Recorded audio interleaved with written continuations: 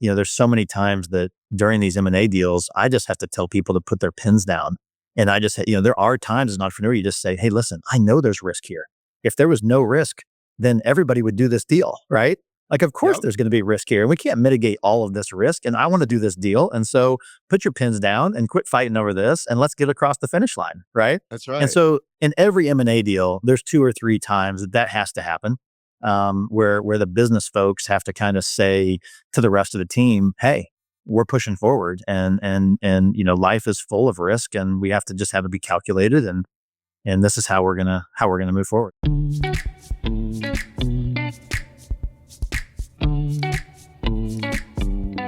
Let's kind of start like early days. Can you go into where you grew up, your early business life? Like, let's get back to the basics. I am a Missouri boy, born and bred. So I've lived in Missouri my entire life. I've really enjoyed, as my career has expanded, seeing other parts of the country, and now with the vacation business, being able to obviously be in other parts of the country besides Missouri. But that's where everything started for me, and great Midwestern roots with a really supportive family. And I've been an entrepreneur my entire life. Started at a very, very young age, and actually started. A lot of people don't know this about me, but I was an illusionist growing up.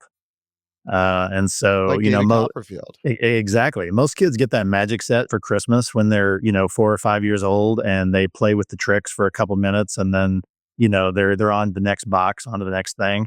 I actually just really loved it. I thought it was really cool. And I had a younger sister that I convinced to be my beautiful assistant. And so we actually started a show, did our first paid gig when we were 7 years old. I was 7 and she was 5. It was at a nursing home. So that's a great place. If you're ever looking to launch a business career, a nursing home's a great place, because you can basically tell them, hey, this is what I'm doing. I think I told them I made an airplane disappear, and they loved it, on my You have very a first captive show. audience. They can't leave. Yeah, exactly. They loved it. So, funny story about that. Actually, I was doing magic tricks, of course. And at the end of the show, my sister and I gave each other a high five, and we thought we had done a great job on our first show. And this little old lady came up to me with her walker real slowly towards me. And she put her hands on me like a grandma does, hands over your hands. And she said, honey, that was so amazing. And I was just beaming. And she said, you can come back and sing for us anytime you want. So that's when I think I knew that was maybe not going to be my career long term. But fast forward, we actually turned that into a business. So my sister and I did corporate gigs all over the Midwest. We were doing 2 or 3 shows a week, probably from the age of about 12 to about 18. And so it was a legitimate business. People were, paying us real money. We levitated people, made motorcycles disappear, sawed people in half. We basically had a traveling illusion show similar to what you would see in Las Vegas. We had a crew with, stage crew and lighting people and sound people and the whole 9 yards. So it was pretty cool. We were a little bit of a novelty act because of our age. That was, part of our appeal, I think. And then I decided, you know what, I don't know if being a professional entertainer is really going to be something that long term is going to match up with what I want to do. And so I was also into basketball at the time. I played high school basketball, and ended up getting involved with the University of Missouri basketball program, attended the University of Missouri studying communications. And it was so busy in Division I basketball when you're doing that I didn't really have an opportunity to continue on with the business that I had started. And so I did basketball for a couple of years. And then whenever I decided that I had run the end of that chapter and was ready for the next thing, that's really when my entrepreneurial journey really began. I started a company called Direct Wristbands. And I don't know if you're familiar. Do you remember the Lance Armstrong wristbands? I remember. I loved them. Yeah, so did I. I loved the Lance Armstrong wristbands. I'm a sophomore in college, junior in college, somewhere in there.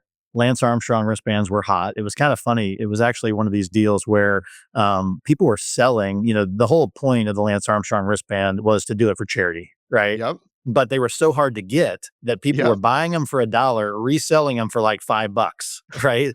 And then that money was not going to charity, right? That money was going in their I was pocket. part of that whole value creation chain, I think.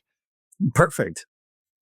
How is that? Just by buying them? I was the one paying $5 for the Yeah. bracelets. Yeah, I get it.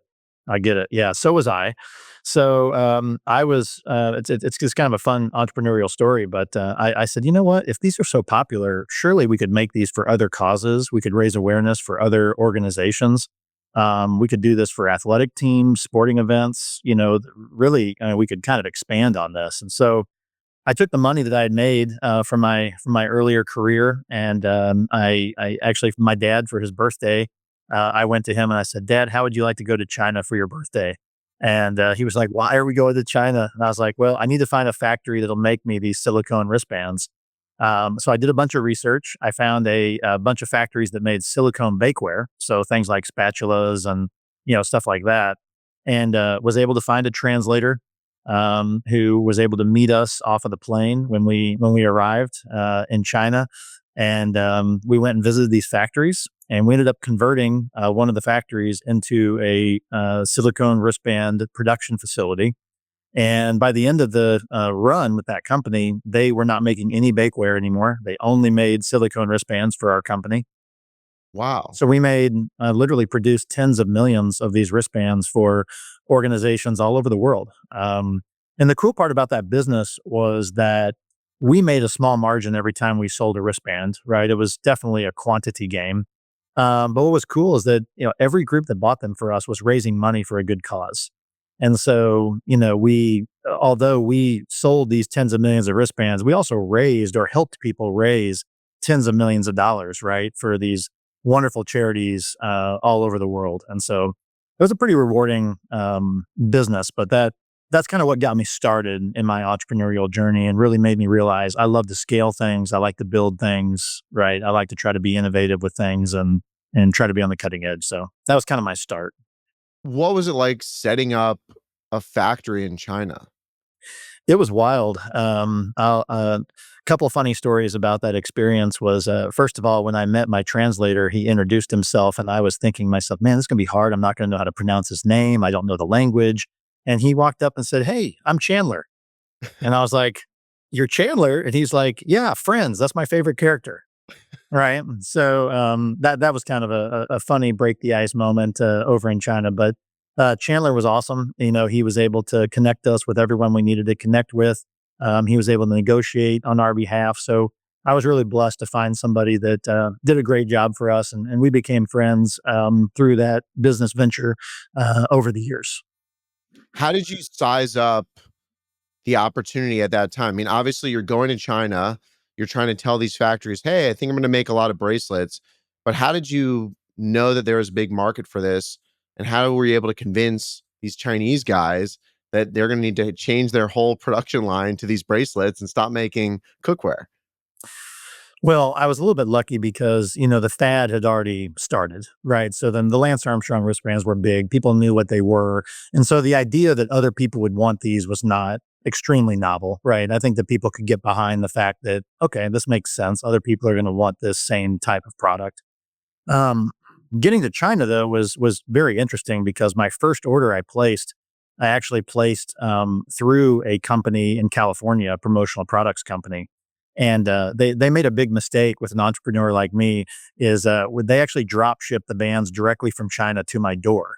And when they did that, they kept the packing slip was still on the boxes that arrived. And so I knew what I had paid them for the wristbands. I saw what they paid for the wristbands, or what they at least declared through customs. And I said, "Oh my gosh, there's a huge margin here. This is something I need to look into." So that's really what prompted the idea of actually going and setting up the factory myself, as opposed to just buying through a third party. And I believed in the fact that I thought we could do millions of these wristbands, and if we were going to scale it and make it big, why not, sort of control all of that production and all of that. And the funniest part about that product was it cost us more to ship the product to our customers than to make the product. Right. Wow. So the silicone wristband itself was not an expensive item to make. It was an injection molding process. But shipping it air freight, because nobody wanted to wait 3 months, right, for their stuff to come over on a boat. So shipping this, FedEx and DHL air from China to our end user cost way more than actually making the wristband itself. What was next after the wristbands? So I actually was approached by a promotional products company, and so at this point I am a senior in college. Okay. I have just admittedly dropped out of college. I have 12 hours and a capstone left to graduate my undergraduate. So that's where I stand today. So there's still a chance someday that I will get this degree. So you dropped out for the wristband business, or you dropped out for another reason? Yeah, so it was kind of interesting. I was a communications major, which obviously is a skill that you can use in almost any job in the future, right? But I would go to class and I would literally miss hundreds of thousands of dollars of orders. And so I would get back to my office and I was a young guy. I only had one employee. So I had this poor guy named Tom, wonderful man. And I would leave him to go to class and I would come back and he would be like, Adam, you can't leave. You can't leave me here. Right. And of course, I was young and I had never run a business before. So I didn't understand. Well, let's just hire some more people, right, to man the phones. Let's Yep. do all of that, right? I had this great system with Tom. And so, yeah, I just took it as an opportunity cost. And I went to my parents and said, hey, I really appreciate the fact that you paid for my college and I don't want to devalue, the investment that you've made in me. But this opportunity is just too big for me right now, right? I can always go back. I just need to take a semester off, take a year off, something like that.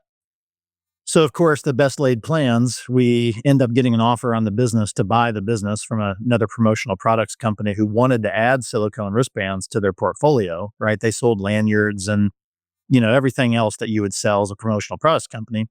But we had tons of repeat business, right? Because we were one of the first to market in that deal. And so they ended up offering to buy the company. I'm just removed from college. I said, well, sure, why not? They want it more than I want it, right? And this is enough money. I'll never have to pay for another beer at the bars in college ever again. Right. So I did end up selling that business. And then I was kind of in a little bit of a predicament, right? I had dropped out of college. I had just sold my first business. For a 21-year-old, I had probably, more money than I should at that moment in time and didn't really know what to do with that. Right. I didn't grow up in that environment, right? Where there was Yep. a lot of excess in that. And my parents did a great job of providing. We always had everything we needed, but that just wasn't a world that I lived in. And so I kind of had to make a decision. Do I go back to school or do I really press the gas on this? Do I double down, right? And press the gas on this entrepreneurship that I loved? And so at that time, it really honestly seemed like a really easy decision for me. I felt like I had good momentum. I felt like I was going in the right direction. So I did what any great entrepreneur would do when they think they know everything about business, and I got in the restaurant business. Um, I joke with people that I think my dad must have dropped me on my head when I was a young and never told me about it because the restaurant business is just hard, and I think it's such a glamorous business from the outside, right? The only time Yep. that we think about restaurants is when we're there having a great time with our friends and our family or Yep. with our wife on a date. And I used to look around these places and go, "Gosh, I could do this."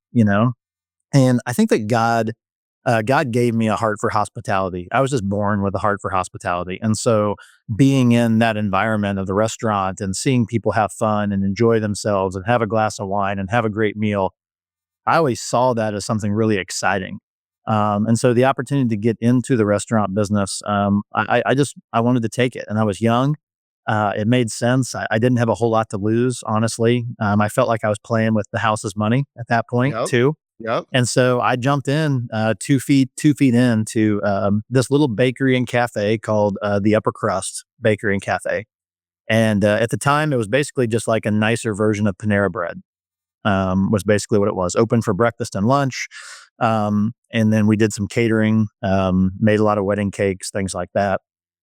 And so I kind of just took that business. I realized how hard it was once I started. One of the funniest stories in buying that business was that I bought it starting on January 1st. I bought the business. And so we were closed on January 1st. January 2nd was the first day I was going to take over. And I had brought my parents down to the restaurant on January 1st. And I was showing them around and showing them all the stuff. And my mom said, well, what's the plan for tomorrow? She said, what time does this place open? And I said, well, I have no idea what time it opens. We better go check the door, you know?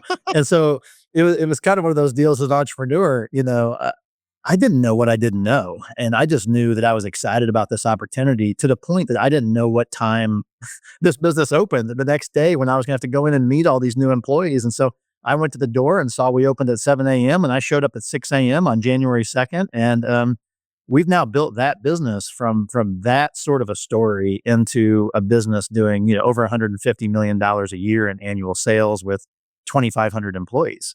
And so I think that one of the lessons I take from that for entrepreneurs that are out there is like, you got to start somewhere and you don't have to have it all figured out when you start, right?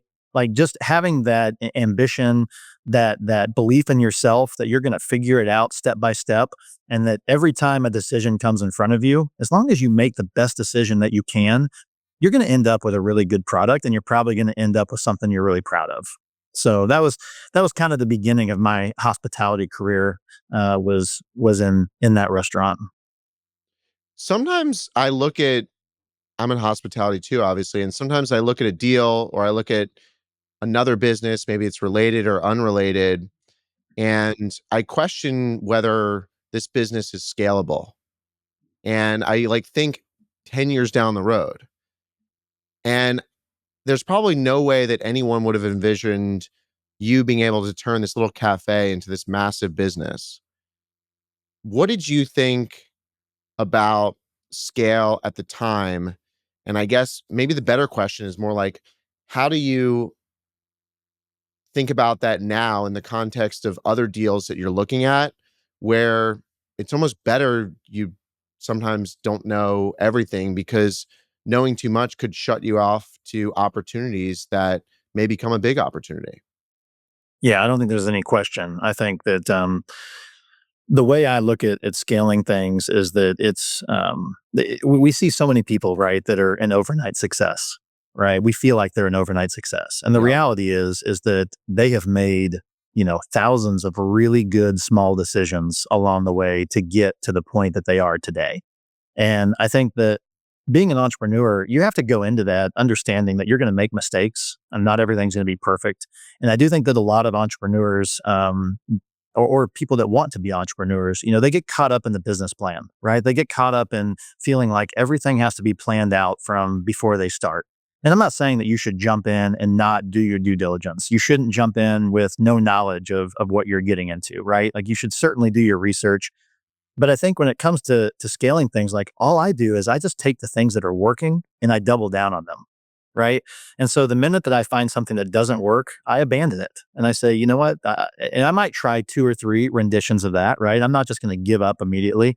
But if I find something, a button I'm pushing, and it just isn't moving the needle, I move on to a different lever or a different button. Right. And so an example with this bakery business was, we started, and I thought at the beginning that it could be a multi-chain operation of bakeries similar to a Panera Bread, right? We could compete at that level, and maybe we could get multiple locations. Maybe we could build a franchise system, right? Those were all things that went through my head. Let's build something really great. We actually went down that road and created franchise documents and did all of this. And the reality is that I realized along the way that my catering business got huge, right? I started really pushing the catering business, and the difference was astounding because I was making 40-50% profit margin in catering, and I was making like 5% profit margin in the restaurant. And it didn't take a rocket scientist to figure out, okay, I need to push this button more, right? The catering button more. And so we ended up completely sort of shifting our model to our restaurants that we opened were really just a showpiece, right? They were really just a showroom for what we really wanted, which was for the mother of the bride to come into our restaurant all the time, have a great brunch, have a great breakfast, have a great business lunch. And then when her daughter was ready to be married, we wanted to do the wedding, right? We wanted to get that big catering job. We wanted them to use one of our facilities because they had built a great relationship with our brand and they trusted us and they knew that they knew us for quality. And so we were willing to sort of have the restaurants almost be it wasn't a loss leader, but it was a very low margin leader into what we were actually making money on. So when I bought that restaurant, we were probably, I would say, 80 to 90% restaurant revenue versus 10 to 15% catering revenue. And by the time I sold that restaurant, we were probably 80% catering to 20% restaurant revenue, right? And the reason is because, there was only so much we could do within the four walls of the restaurant. Yep. And so when we did catering, we could do catering in our ballroom. We could open another ballroom. We could do catering off site, right? We could start doing that kind of stuff. So it was like much more unlimited potential. And so once I started kind of getting that catering bug and realized this is something we're good at, this is something I enjoy, then I started looking at, okay, how could I cater more? How could I cater more often? And how could I make it more consistent? And so that's when really my eyes started turning towards the food service business, which is the more of a contracted food service business. So, if you think the large players in that business being players like Compass Group, Aramark, Sodexo, groups like that. Um, and so I really, that's basically all they're doing every day is they're catering, but they know exactly how many people they're cooking for at a college, university, elementary school, wherever they're doing this.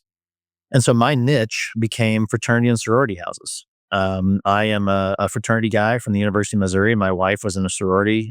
We met because we were neighbors in Greektown. So I kind of put two and two together that, what, the food I ate in college was really bad. And we actually had a moment in time when I was a freshman where we had to pull, like, the health department shut our kitchen down because it was so disgusting. And they were like, someone is going to get sick if you guys continue to eat here. And we had to pull all the equipment onto the wall. We had to get scrub brushes and scrub the Yep. floors and scrub the walls and basically, like, get this place back to a usable condition. And so I was thinking back on all these memories and I was like, gosh, there's got to be a better way because, they're basically, these fraternity and sorority houses are a hotel, essentially, Yep. a little hotel. And then they have a restaurant inside this hotel and nobody's there to run the restaurant. I mean, who would open a hotel and then open a restaurant with no manager? I mean, nobody would ever do that in their right mind, right? And that's what these fraternity and sorority houses were doing. And they were relying on 18 to 21-year-old students or a 75 or 80-year-old house director that was there to watch over the property. That's who was ultimately in charge of this kitchen operation.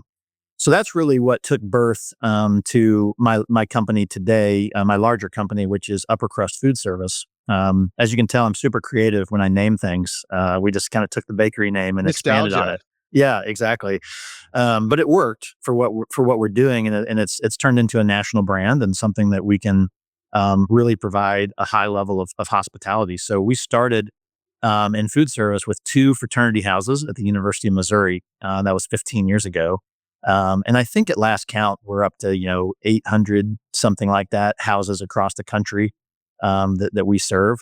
And then once again, when you talk about scale, we realized a few years ago that there was an issue with our summer employment. We were losing chefs because we didn't have year-round employment for them. Yep. So we started doing summer camps. What an awesome way for us to allow our chefs to work in the summer. So now we're able to go out and solve a really major problem in the market, which is, these camps that are trying to staff their camp for 2 months or 5 weeks or something in the summer. You can't find staff if you find staff that's just randomly available, there's probably a reason that they're randomly available, right? To work Exactly. the summer. So it works out great for us because now we can provide year-round employment, and now we have camps all over the country that we service, and we're going to continue to scale that business. We just started serving elementary schools. We serve residence halls now. We have some small colleges that we work with, and so that's a market that is huge. And I had a mentor of mine when I was a kid. This has really stuck with me because I think, to your point on scaling and how do you decide if something is scalable or not scalable, he said to me, and I'll never forget this, pick an industry or pick something where, the ceiling is really, really high, meaning that the potential to grow the business is there. Now, you may not reach the full potential. You may not get all the way to the billions of dollars that might be available on this. But if you do a pretty good job, right? If you do a good job and you get somewhere in that spectrum, you're going to have a really good business. Whereas if you choose a business where if you maximize everything out of your business, the most you could ever sell in your community is $100,000 worth of goods, right? And there's no way to scale it to another community, right? Because it's all based on just you and what you do. He said that you're an entrepreneur, but you've just bought yourself a job. Yep. Right. And so there's a difference between being an entrepreneur that can learn to scale and an entrepreneur that just wants the freedom to be their own boss. And I think it's important for people to distinguish which of those am I. And there's nothing wrong with someone who wants to just be their own boss because there's tons of freedom in that. And there's a lot of opportunities and areas where that makes a lot of sense for somebody. But if you're looking to really make that big impact and find something you can scale, you need to be in a market where there's a possibility for scale, right? Where the market is saying, we want this. And so many people try to be the unicorn. I see a lot of people, especially coming out of college, they try to find something that's completely different than anyone else has ever done. And they try to find something that, is super innovative. And I'm not saying that you shouldn't be innovative in your business, but like there's also something to be said for finding something that customers already want and then just doing it better than everybody else, right? Being really, really dedicated to giving a higher level of hospitality, to giving, having better systems in place, hiring better people, and so I think that's a lot lower risk than trying to be the unicorn in the room who's trying to create a whole new industry, right? So that's just something I've kind of always felt. And the cool part is once you build your business, once you build a little bit of confidence and you build a little bit of base, now you can do some riskier things, right? Now you can try to push the envelope a little bit. And I think that's ultimately what we're doing with my latest company, which is Exclusive Vacations. I want to talk about that because you it's exactly what you said. You have to have the mousetrap before you can kind of go off in these different directions. But let's take it a step back. So, how did you, from the first upper crust, what was the process like for you to figure out maybe and have the insights as to what the real business could be and what were some of the evolutions that happened in between? Like, for example, did you buy another cafe and just think you're going to be the Panera Bread and start buying these cafes before you realized you can get into servicing and catering? How did that evolution happen? Yeah. So we started with one location. There was actually two locations in town. So there was two different owners of these two upper crust cafes. So we started with the one. I immediately realized that in order for me to scale this business, I'm going to have to control the entire brand. So since there was only one other one, I approached that owner, and luckily he and his wife were nearing retirement, and so the timing was good. And so I was able to buy the second location. And so now I owned the entire brand. I could do with the brand what I wanted. I wasn't stuck, trying to make a decision and having somebody else do something different over here that affected my reputation or something along those lines. And so I was able then to really pull the levers that I wanted. And I was able to say, okay, we're going to get into catering. This makes sense. We're going to do a lot more of that. And so that process probably took, I would say it was probably like a 5-year process to convert from being more of known as a restaurant to being more known as, yes, they're a great restaurant, but they also do all this great catering. And about that 5-year mark was when I turned my eyes towards the food service company. And I think what's interesting, you heard me say earlier that we ended up selling the restaurants. And I Yeah. think that's another thing too. Like that was actually really hard for me. We started scaling the food service side of the business, and it was hard for me to let go of something that I had spent so much time building and I had so much pride in, right? And that I just really felt like I had a lot of blood, sweat, and tears in those restaurants and in those catering departments. But the reality is I had to look and say, to my point earlier, how much can I scale this catering company in my community, right? Even if I wanted to scale to my entire state, that would have been a pretty large task for a catering company. And so I looked at my food service company and I was doing things like, let's change our lunch menu or let's add dinner to our menu at the restaurant. And I was kind of doing a return on my investment on that stuff and going, okay, if we do a great job adding dinner, we may be able to add $400,000 or $500,000 of revenue per each of these stores if we just kill it, right? Meanwhile, I'm signing, millions of dollars of contracts in my food service management company. And so there became a time when it was just kind of like you wake up in the middle of the night and you're like, what am I doing? Why am I beating my brains in at this restaurant, staying up until 1 o'clock in the morning on Friday and Saturday night to make sure that everybody has a great experience when my time, the best use of my time is probably obviously going to be growing this food service management company.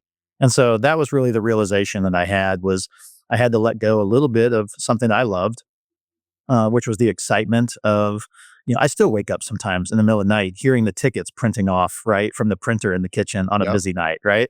My wife gets mad at me on dates because I still look around nice restaurants and go, oh my gosh, I wish I was running this place, You right? can't help it. I I do the can't. same thing. You can't help it. Yeah, I can. So every once in a while, I get kicked under the table, and then I'll be like, "Okay, I'm back. I'm focused." Right. Um, but the cool part is that I think that I was able to hold on to a lot of that stuff that I did well, the hospitality gifts that God gave me. I think I was able to hold on to that, and be able to utilize that then in this food service management company. It was just a different type of business, but it was certainly one that I could scale. And what was cool is like the impact now that we get to have. Like we have, I have an influence over 2,500 people, right? I mean, I wouldn't have had that if I would have just decided I'm just going to stay as a little small bakery. And so I take a lot of responsibility in that we want to be a great place to work, and we want these chefs to have a wonderful place that they can work, that they feel like they have upward potential, and that they have really good work life balance. And we want to hire people that share our values and all that kind of stuff. So I think that has been really fun to be able to scale that business. And as we scaled that business, we did it mainly organically. So most of our business scaled organically over the years. And then about 5 years ago, I really saw an opportunity. There was 3 or 4 competitors in my space, and I saw an opportunity to consolidate some of the competition. And so I developed a roll-up strategy within our industry. And so in the last 3 years, we've done 3 acquisitions. So we have bought 3 of the 4 major competitors in our market. And that's really been a whole new experience. But I have found that M&A is something I just really love. I love doing it. I love taking 2 companies with 2 different cultures, but the same goal, right? Our goal was the same. We both wanted to serve great food. We both wanted our customers, our students to be happy. But we went about it in different ways, right? And so as the CEO, I get to sit at like 1,000 feet up, and I get to see the blueprints of both companies. And then we get to pick and choose all the best things from these companies, right? Whether it's the talent on the teams, we get to keep the best people and put them in the best positions. We get to take the best systems. And so at the end of this, the goal is you take these 3 companies who individually were successful on their own, you pull them all together into this company that now has way more resources and can provide way more for value to their customers. And so that's really the process that we've undergone in the last 3 years at Upper Crust Food Service is bringing on a lot of inorganic growth through So do you think acquisition. the M&A side, like, do you get to a certain point where you feel like you've achieved almost as much as you can, and the only way to continue scaling is through M&A, or do you think you could have kept going organically? We absolutely could have gone organically. The cool part is once you get the base and once you have your systems in place and you're ready to scale, M&A just gets you there faster, right? And I think that if you look at growing your business by $100 million organically, that's a lot of sales, right? When our average customer is $150,000, that's a lot of sales to be made. That's a lot of onboarding to be done, and so I think that we would have gotten there on our own. I certainly do believe that. I think that we had probably the best product in our industry, but it just would have taken a lot more time. And so I think that where you can get in trouble is if you don't have a way to create value within an M&A deal. And so what's cool about what we can do is I can go to an owner that I compete with and I can give them a great multiple on their business because I understand their business. And I also understand what I can do with that business once I take it over. And what's great for our customers too is that none of the changes or synergies that we find in M&A happen at the unit level, really. So we're not, cutting chefs' pay. We're not doing anything like that. If anything, we're giving them better benefits. We're giving them more resources, right? We're giving them more Yep. management. So that's what's been really cool about this process for me is that I think there's certain industries that work and don't work for M&A. And in ours, we've been able to do it and actually increase the quality that we provide to our customers, and also be able to realize synergies that make our company more profitable and reduce that multiple, right, that we pay to the person that we bought. So it's kind of been honestly like a win-win-win. And we're hoping that we can kind of continue down that path as we continue to grow. How did you figure out how to buy another company? How to do an M&A transaction? It's a great question. Once again, I think had I known what went into due diligence and had I known what went into a major deal, tens of millions of dollars of deal, right? I might not have taken the step. And I think that goes back to our point earlier in the podcast. It's like sometimes you just have to do what's right for the business and then figure it out as you get into it, right? And we're certainly getting better. Like my team, I'm so proud of my team. Like my team that works for us. I mean, they're like M&A experts, right? I mean, this last acquisition that we did, like they know what they need to do. They know what needs to happen. They know, how to onboard these new employees and how to communicate with the customers. And so I think that's kind of cool to see, right? That's evolved from the first acquisition now to the completing our third. Um, but yeah, I think you just go into it, and the reality is you just know it's going to be a lot of work, but you're going to figure it out. And we've got some great advisors. I think, surrounding yourself by the right people. I think if you're going to do major M&A deals, there's nothing against your local attorney because they're super smart, right? And I've got a great relationship with our local attorney, but like, these deal attorneys, this is what they do. They do deals, right? Yep. And they're able to tell you what is market, right? They're able to advise you on, hey, this thing they're asking for is not market. We need to push back on this, right? Whereas if you're just, using someone who's doing other types of law, they might not have that experience, right? Doing that type of deal. So I think finding the right people to do things from your quality of earnings reporting and, your actual deal team on the attorney side and all these different things that you outsource, whether it's, looking at risk, right? Or looking at, all of those. And as an entrepreneur, it's kind of funny, there's so many times that during these M&A deals, I just have to tell people to put their pins down. And I just, there are times as an entrepreneur, you just say, hey, listen, I know there's risk here.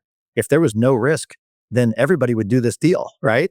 Like, of course, Yep. there's going to be risk here, and we can't mitigate all of this risk. And I want to do this deal, and so put your pins down and quit fighting over this, and let's get across the finish line, right? That's And right. so, in every M&A deal, there's 2 or 3 times that has to happen, where the business folks have to kind of say to the rest of the team, "Hey, we're pushing forward, and life is full of risk, and we have to just have to be calculated, and this is how we're gonna move forward." So I just really enjoy the process, and I love the fact that it can be a win for the sellers too, right? Like this 2 sales ago, this guy, he wanted to retire, and he had been in the business a long time, and he's got kids that play hockey, and he was always tied going to conferences and going to do stuff, and he wasn't able to see all the hockey matches. And and when I talk to him today or text him, I'm like, "What are you doing?" He's like, "I'm at a hockey, I'm at the hockey rink.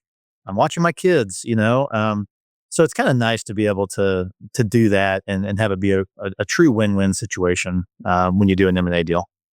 We've talked about doing some management company acquisitions. I've talked with some friends about it, and someone said something really interesting to me. I think they were being courted. And, the multiple, I don't know what it is in your business, but it's varied in our business. Let's say it's, maybe 3 times revenue or something like that. One of the things that this person said is, I looked at the number and I realized I could kind of stay working in the business, running the business for another 5 years, and I would have made the same amount of money that this person is willing to pay me today, or some sort of percentage of that. So how have you found to structure these deals and to kind of get, obviously if a seller wants to retire, they have a different motivation, but how have you figured out how to get the sellers comfortable to sell, and how do you structure them to make it work for you? Yeah, no, it's a great question. I think it's no different than selling something, right, to somebody. And I think the main thing you need to understand when you're selling something is, what does my customer want?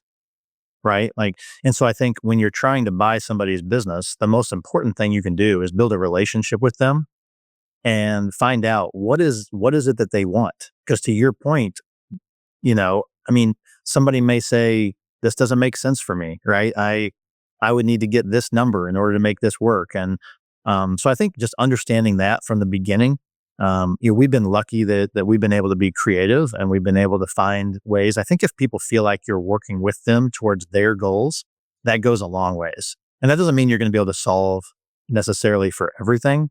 But you're right. You have to be able to get somebody to a point where it makes financial sense for them. And I think that a lot of times, to your point earlier, of course you could, it doesn't matter if, let's say it's a 10 time multiple of EBITDA, right? Oh, of course, the whole idea of that is that you could work 10 more years and you would make that money and you would still own your business. But I think there's a lot of education to be done with sellers on the freedom that you would have if you had 10 times your earnings today in your pocket, right? And what could you do with that? And what would that allow, the security that it provides to your family, the ability to go out and do something maybe that's more of a passion project than what you're doing today. So I think it's just, there's so many things that play into this. I'll give you another example. This last deal that we did, we actually there was three owners. One of the three was not ready to retire.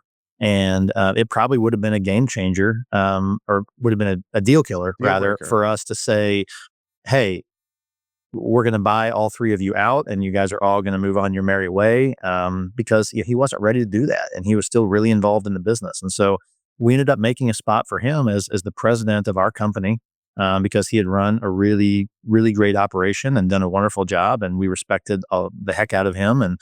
And so he was able to actually roll over equity into our company, and he was able to stay on. And now he has this great upside potential, right?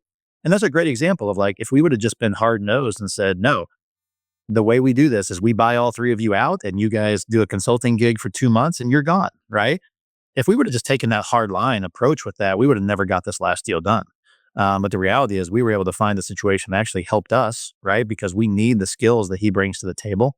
And it's a great upside for him. And his two siblings, they were happy, moving on to something else. And, but now he has this opportunity of, like, this cool upside that the other two don't get to take a part of.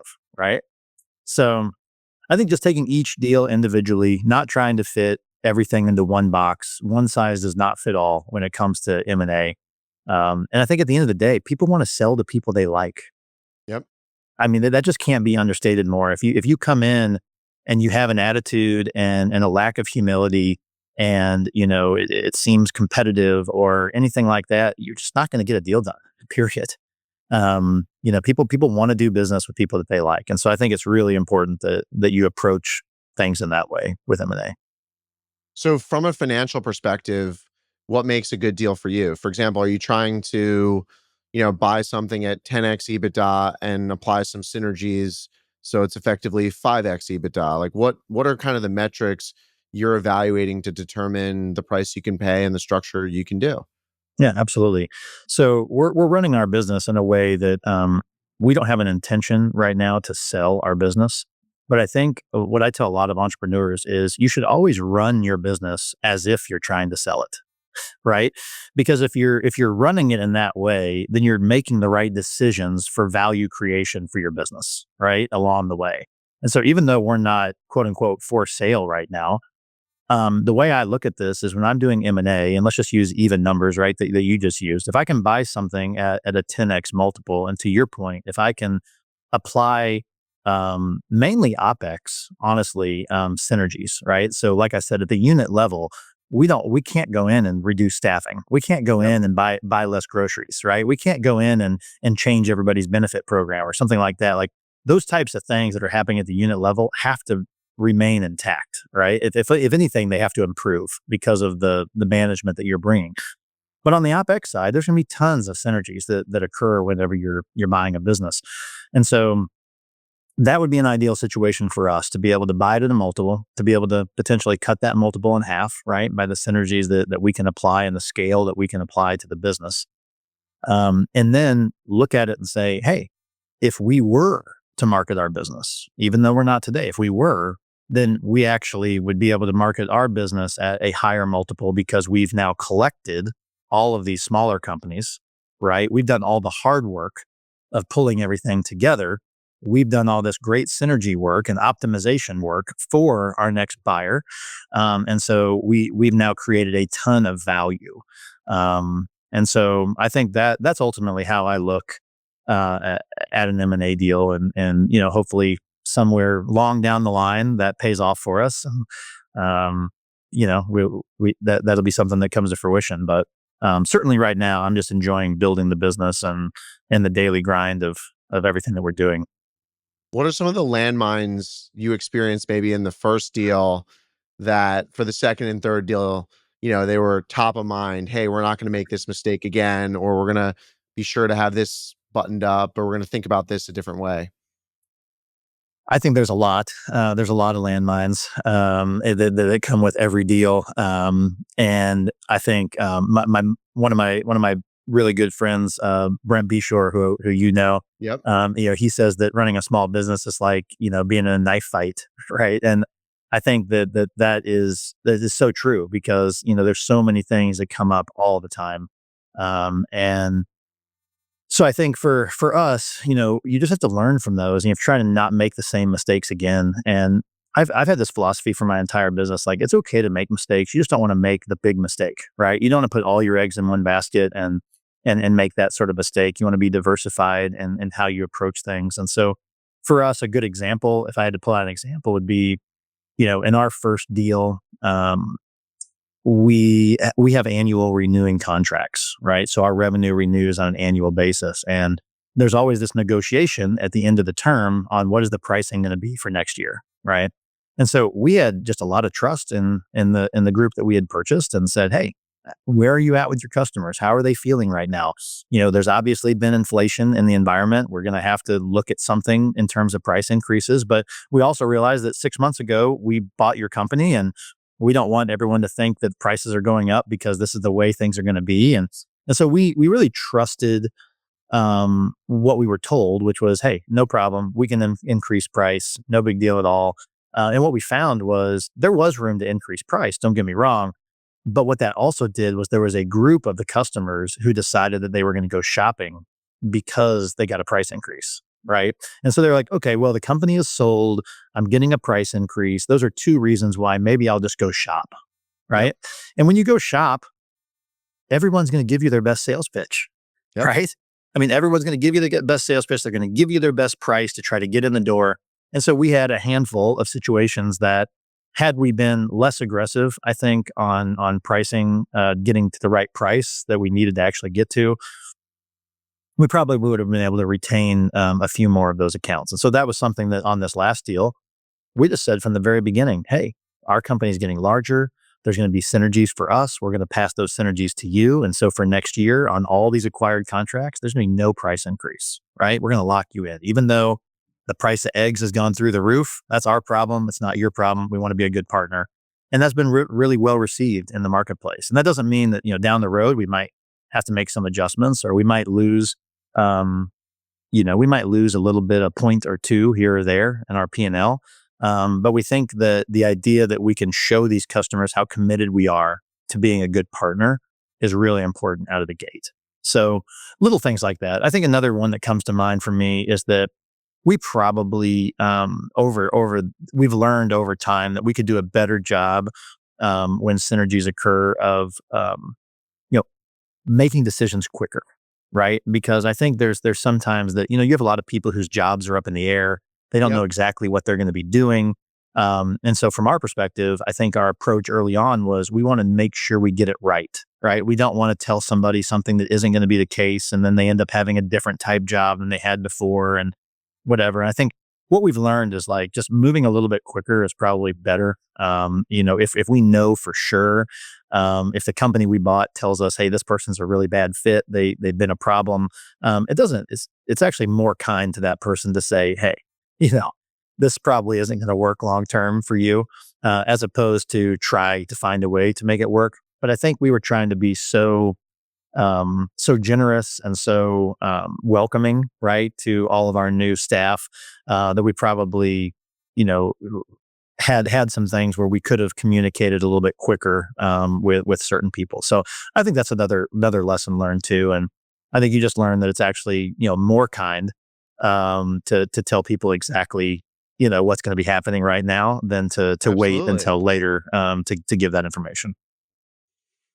If you have annually renewing contracts, how do you factor that into the multiple? Because there's obviously a potential risk that those contracts could be poached by a competitor or someone else, and then all this value you paid might not be there the following year.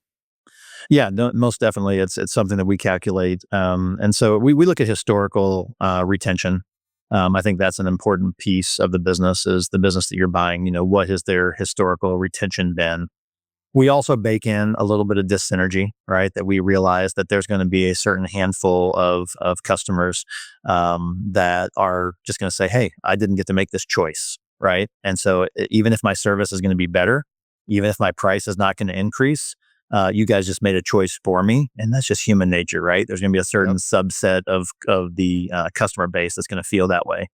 And I've actually told some of our smaller competitors out there, I try to be friendly with all the competitors. And I said, hey guys, what we're doing is the best thing in the world for you guys, right? Because as we buy people, there's going to be a few accounts here and there that are going to be searching for something new. And it's going to give you guys an opportunity to go in and land those accounts. So yeah, it's certainly something that we play into, and we bake it into our financial model, right?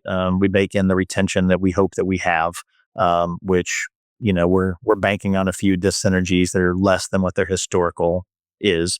I think in this last deal, we're hoping that by keeping one of the principal owners on, that's really Yep. going to help us, right, in Yep. lowering some of those dyssynergies because we're legitimately giving him a leadership role, and he's legitimately going to have influence in our company, and so I think that gives people a lot of a calm feeling that we're his legacy customers. Let's talk about what it's like on the ground. What is it like to work for college kids? I think, well, first of all, it gives you a ton of energy. So, like, I mean, if you remember back to being in college, like, I mean, we had nothing but energy, right, all the Yep. time. And so, I think working with college kids keeps you young. So, I think that's a real big positive. I think what we've learned to do is we've learned to embrace technology. We've been learned how to communicate with them in a way that they want to be communicated with. So we've invested a lot of money in a proprietary mobile app, and so we use that mobile app where students can literally rate every single meal that they eat. They can send us pictures of their food if they want to comment. They can send us crave requests, so they actually get to make the future menus by telling us what they want on future menus through the app. They can tell us about their dietary requests, which is a huge thing, especially for for some groups that have a higher level of dietary requirements. So all of those things are things that we're doing to try to communicate with them, and I think that we've been able to do that pretty effectively.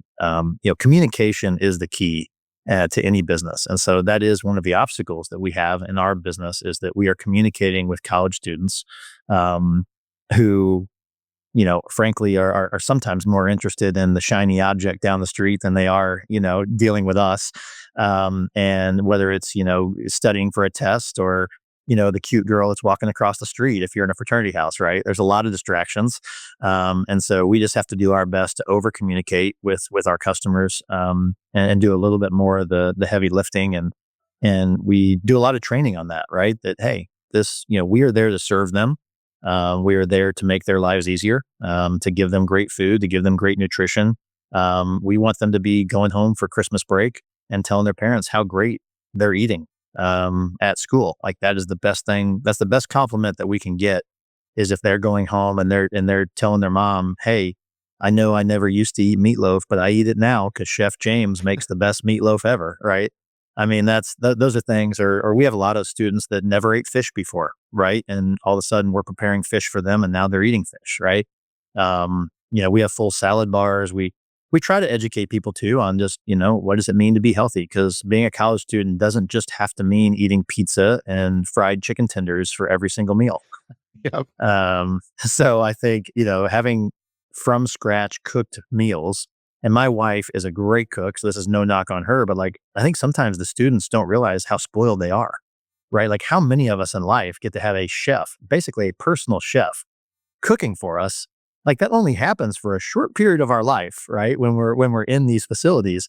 And after that, it's going to be, frozen pizza for the kids or whatever you can get out because you got Got basketball to make it practice work. tonight, right? You got to do it. So, anyway, I think we enjoy it. It's a great market. And the good thing about college kids is, um, they will tell you how they feel and they will give you instant. And I think that's one thing that's interesting with my business versus other hospitality jobs is that we are on the front line. So our chefs are actually like cooking the food and also serving the food. And so there's no front of house staff generally in our business model. And so the chef gets instant feedback. So when somebody loves their meal, they're telling the chef to their face, I love this food. When I worked in the restaurant business, we might have this most amazing night, right, out in the front of house, but all the servers are getting all the accolades, right? Hey, the food was awesome. Thank you Yep. so much. And so what we used to work with on the restaurants is how do we get that information back to the kitchen? Because we want the kitchen to know how much people are enjoying their food. We don't have to worry about that with upper crust because we have that direct connection with our customer. I feel like when I was in college, I felt like I had no ability to provide feedback to the food in the fraternity, provide like feedback on the cafeteria food. It was like, this is the Chartwells, or we called them Fartwells or something, was like, that was like the food company. And we felt like you would never think to provide feedback or that there could be a change. Do you, obviously, you want to create the best product because you care about your reputation, but is that fair in fraternities and sororities, or are they very opinionated about who's cooking the food and there's a high possibility of change if you're not doing something right? No, you have to stay on your toes in this industry, right? We tell our staff you're only as good as your last meal, right? So you can have a wonderful semester, you can cook amazing food, and you screw up one meal, and then that's what everybody's talking about, right? And the Yep. timing of that is important too. Like It when you is. go into renewal season and you have a meal where you burn the lasagna, that's a big problem for us.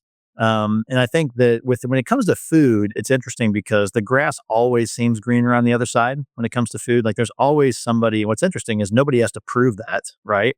You have somebody walk in with a chef coat on and say, "I'm an amazing chef. I can cook food better than what you're getting today." It's pretty rare that somebody says, "Why don't you come in and cook a meal for us then? Let us try your food," right? That doesn't happen real often. So I think that you really do have to live off of the reputation of what you put out every day, which I think ultimately is fair. We tell our team all the time, like, you shouldn't be worried about competitors coming into your account because your goal should be to be producing food so good that when they show up at the door, everybody says, "Hey, we're good. We love our chef," and they close the door right in their face, right? And we have that happen, right? And most of our competitors that drop off their flyers or come to meet, we end up just with the flyers, right? Our client will send us the flyer and say, "You wouldn't believe it. These people tried to come here today and sell us their service. And here's what they're trying to do. Here's what they're trying to sell us. And we would never want to leave because we love Chef Johnny so much," right? And that's a culture that you want to create with this. But it's a constant battle. It's a constant battle of you have to show up every day and you have to do a good job every day. And you're right. I think that is honestly what our advantage is over the really large multi-billion-dollar food service companies. And don't get me wrong, they do a great job. I have a lot of respect for them. To be able to scale to the way that they have is unbelievable, right? Like I would love to hear a podcast with them talking about that, right? Because it's on a Absolutely. whole different level than what I'm doing. But what we're able to do as a smaller company is we're able to be nimble, right? And we're be able to be quick and we're able to respond to our customers really quickly. We're able to customize things easier. We don't have a whole lot of corporate bureaucracy. We don't have a whole lot of levels, to our management. We really try to empower the people on the ground to be able to make decisions on behalf of our clients to make sure that they're doing a great job. And so, honestly, I think that is our niche, and that is kind of the niche that we're going after over the next 10 years. Is we feel like there's an opening in the food service group in the food service market for these smaller accounts that maybe aren't as attractive to the big guys that are really attractive to us. And frankly, that we do a really great job at. And so the goal would be to just be known as a place that, if you're not getting the level of service that you need from one of the big guys, that there's a food service company out there that can give you that personal level of service that maybe is a little bit more boutique in nature. And that's where we think we can really fill a gap. And what's cool about it is, we actually think it's billions of dollars, right? We actually think it's, billions of dollars of potential business that is just not super attractive to the larger groups. Yep. Um, and so it's nothing they're doing wrong. It's just that their business model is built more on a larger account, right? Going and getting a entire university system, not getting one fraternity house, right? Or going and getting an entire school district worth of food, not just getting one independent school, right? And so I think that that's where we hope we can carve out a really great niche in the food service space, and by pulling that all together, we think we can do something pretty cool.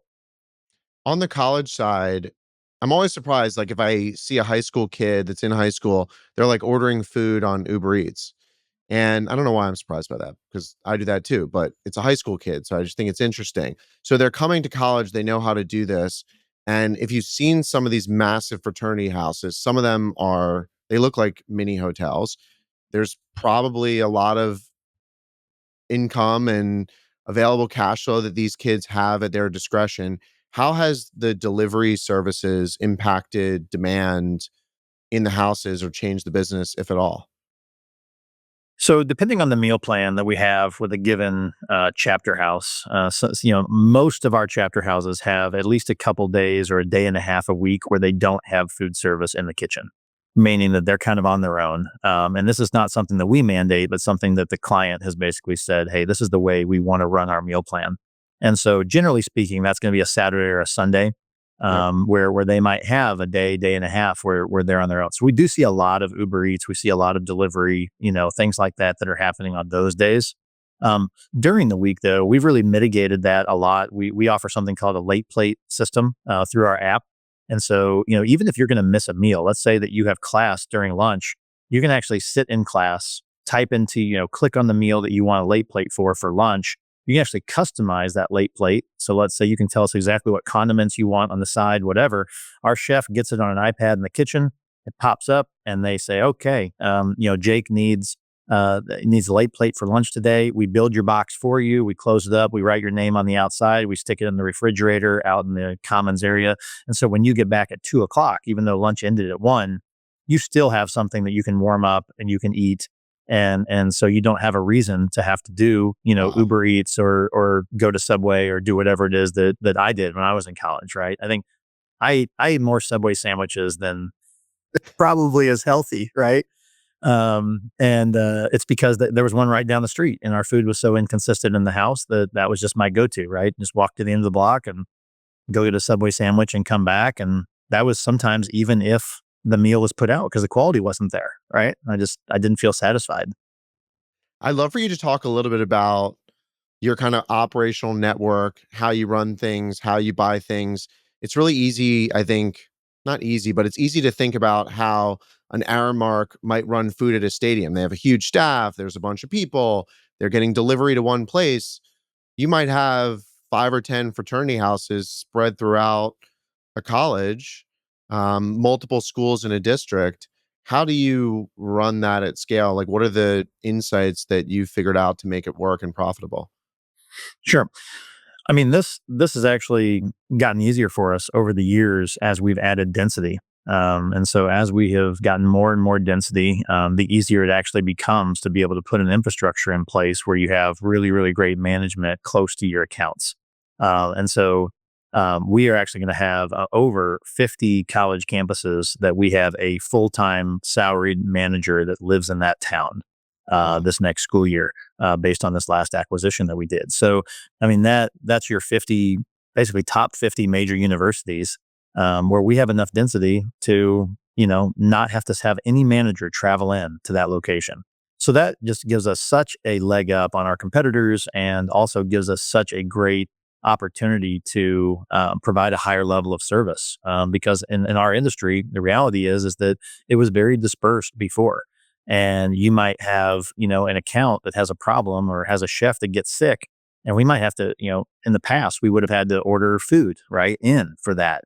We might have to order Jimmy John's or order pizza Yep. or something like that until we could get somebody on a plane or in a car, drive to that location, get a chef in there, And so that's been really helpful for us as we scaled. And that's really one of our main differentiating points right now, because you can't manufacture that. Right.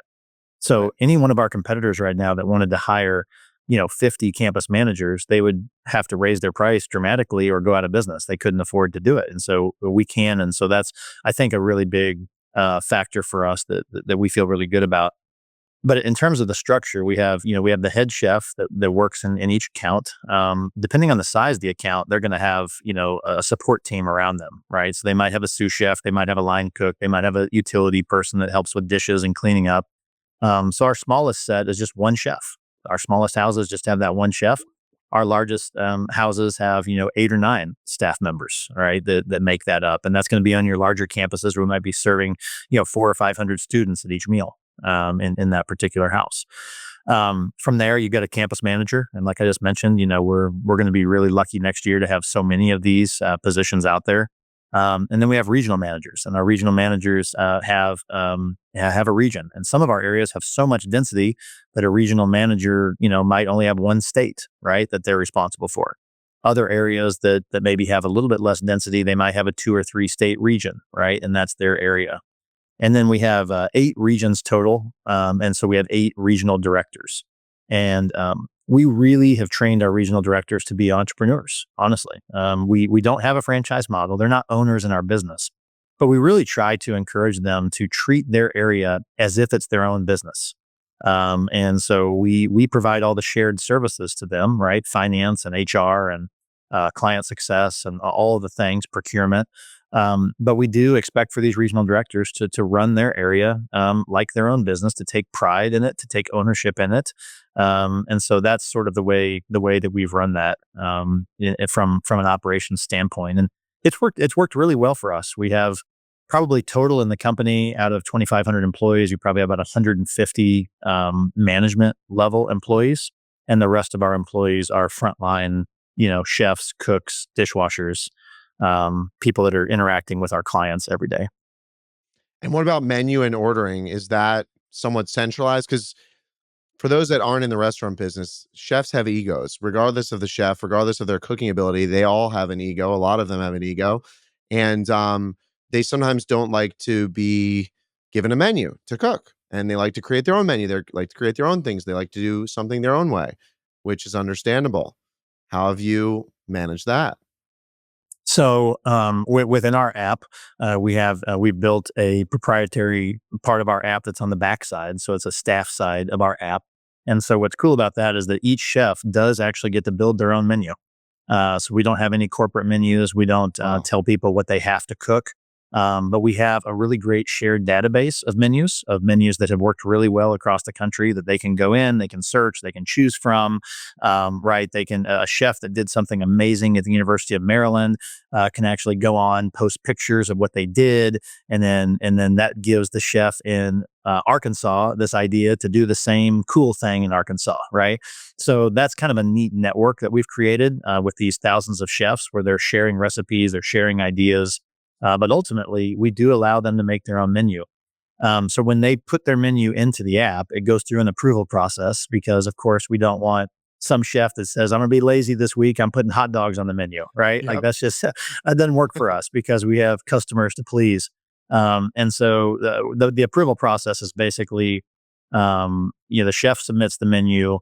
The campus manager or regional manager, depending on whoever their manager is, then reviews the menu, can approve it, and then publish it into the app so that the students can see that on their side. So we do have that approval that it goes through, but we know that each of our houses is unique.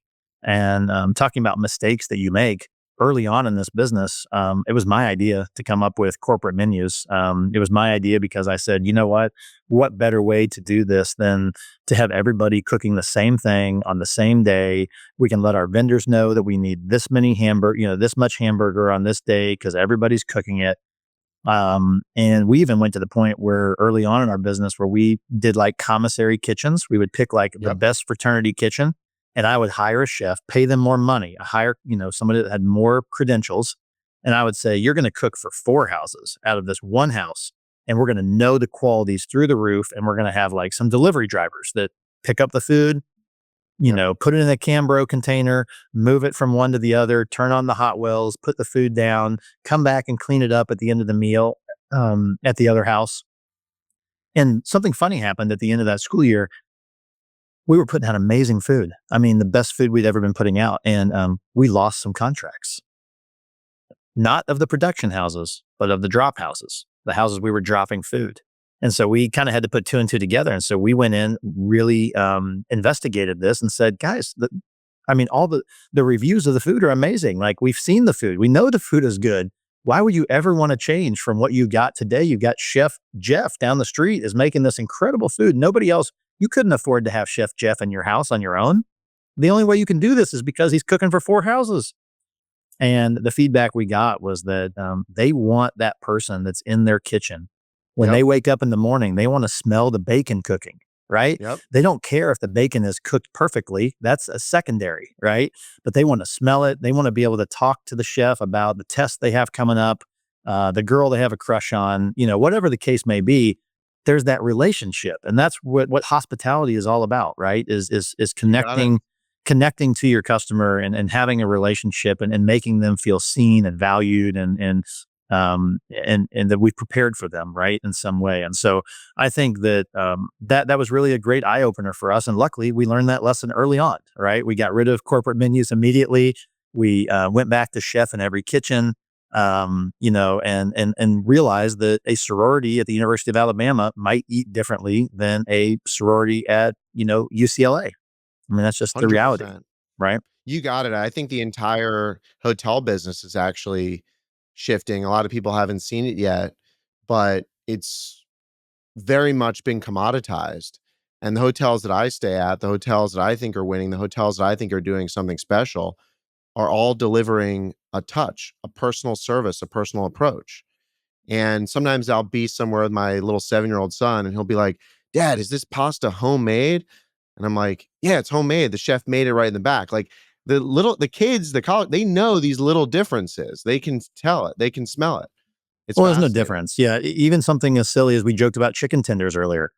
Well, guess what? We can buy really cheap pre-breaded chicken tenders that everybody's had in their elementary school, and everybody knows that they've had at a football game somewhere, right, or Yep. something like that. Or we can we can buy real raw chicken, and we can cut it up, and we can, create, you know, w- we can create these from scratch, and the difference is unbelievable, right? I mean, it's unbelievable. And what's cool for the company is we like it from two fronts. One, it's a better quality product. Two, it costs us less, Yep. right? I mean, the more 100%. we're making from scratch, the less it actually costs us to put that product out. And so it really is a no-brainer. And that's one of the things our procurement department does. And that's how we support our regional directors is, they're always going through and they're looking at everyone's order, right? And they're saying, hey, wait a second. Why is that house buying pre-made ranch dressing when we can make the ranch from scratch? And they're alerting and saying, hey, you got a chef here that's gotten a little bit lazy on you, right? And there may be reasons every once in a while that it made sense to buy pre-made ranch. Maybe they had a tailgate for 1,000 people and it wasn't going to make sense for them to make the ranch just for that one time, right? Okay, we can deal with that. But on a daily basis, they should be doing that kind of stuff. And that's ultimately where we get our retention and turn customers not just into customers, but turn them into fans, right? Turn them into references and referrals. And that's when you're doing things well, is when people are telling other people about your service. I love it. All right. So you ready to talk about vacations? I love vacations. I need All I right. So need a you're vacation, Jake. I was just on one actually. My kids just went on vacation. Oh, Yeah. wonderful. Yeah. So you've made a lot of money. You're living in Missouri, and people from Missouri, I guess, like to come down to Florida. Is that kind of how it happens? Like, what's the story? So the story, once again, a very organic growth story of exclusive vacations. And so the way it started was we were in the middle of a cold winter in Missouri. My oldest son is 12 years old, Mason, and Mason was a very active young man in this early age. And so, when you live in the Midwest and it is a day like today, which outside it is like 0 degrees, right? And there's no going outside to play. And when you've got little kids, we used to do stuff like go to the mall and let them run the hallways of Run. the mall, right? Yep. Because they had to get the energy out. And so my wife called me one day at work and she said, Adam, Mason is driving me crazy. We have got to go somewhere where this kid can get sunshine and get outside. And so at that time, he was like 2 years old. So it was like 10 years ago. And I said, all right, here's the deal. Book somewhere. I don't care where we go. Let's not go to a different country. Let's keep it in the US for right now and just find somewhere warm enough that we can go walk outside, go to the beach, whatever. Let's go take a week and go do that. So she did. My wife is great at research. She's a research queen. She did all this research and she landed on this place I had never heard of called Anna Maria Island, which is on the Gulf side of Florida, north of Sarasota, south of Tampa Bay, sort of right at the mouth of Tampa Bay. And I'd never been there before, had no idea what we were doing. Flew into Tampa, got in an Uber, made it over to the island. And funny story, we actually arrived at the island at nighttime. So we didn't really get to see what we were driving onto. We just went across a bridge. We knew we were on an island. We didn't really get to see the water. We didn't get to see much. And so the house that we were on was on the bay side of the island. And so we have a 7-mile barrier island. So 7 miles of Gulf, 7 miles of bay, right? Wow. And so that's sort of the makeup of the island. So we were staying on the bay side. We wake up in the morning and the view is beautiful out on the bay. But for those of you that are familiar with that area, the bayside beaches are nothing to write home about. They're not bad. But, the bayside beach is going to be like, 30, 40 feet of beach and it's going to disappear in high tide sometimes, right? And it's going to come back. And so we spent 24, almost 48 hours not knowing that the Gulf side of the island existed. Because we had shown up in the dark of night. And so we got a 2-year-old, but we're loving it. There's a pier over there that he can go run out on and the water's beautiful and there's dolphins jumping in the water and there's stingrays going underneath the pier and a guy's catching a shark off of the pier. Yep. I mean, it was just like such a cool experience. It was like 80 degrees in the middle of, February and sunny and it just felt great, right? And so it wasn't until we went to a restaurant on the other side and we walked into this restaurant and they have, beachside dining. And we were like, oh my gosh, how did we miss these beaches over here? These are even sunset. better. Yeah. And the sunset and all the stuff. And it was like, man, we've just been, so we just didn't know. And so that's when I really started to explore this island and then we just fell in love with it. And so for those of you that don't know about Anna Maria Island, it is, it used to be sort of a hidden gem. I don't think it's so much hidden anymore, and that's not so much a problem for me now that I own a business down there marketing to tourists. But they put in a lot of rules early on at Anna Maria that just really make it a cool place. And so, we don't have any building over 3 stories tall. There are 2 condo buildings that were built before these ordinances went in place that are like 5 or 6 stories. And those are the only 2 buildings Wow. that are over 3 stories on the entire island. All of the hotels that are on the island, for the most part, are all like, mom and pop boutique, small little hotels, basically like really nice versions of a motel, if you will, right? Outside entry doors and things of that nature. But they've done a nice job of making them nice and upgraded, right? It's not going to be the full experience of some of the hotels that you're used to being experienced with. But that was kind of the makeup of the island. And so what was interesting is as I was kind of investigating this and vacationing there, we just decided we're going to go back, right? This is going to be our place. We love this place. And so for the next 3 or 4 years, we went for spring break every year. We went for Christmas, once a year. We tried to get a couple trips in to Anna Maria.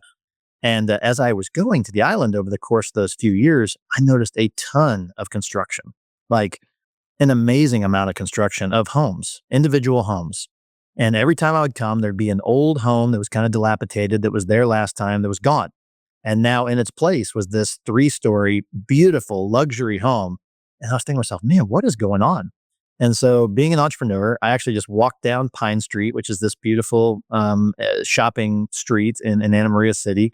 And I walked into a real estate office, this off the street as a random guy. And I said, can somebody tell me what's going on with all the construction? There's a lot of real estate signs. There's a lot of stuff going on this island. This doesn't seem normal. I need to know what's happening. And so I ended up connecting with a wonderful real estate agent. And she ended up telling me, hey, you got to talk to this one guy on the island because he's the one that really is kind of spearheading most of the development of the short-term vacation rentals here.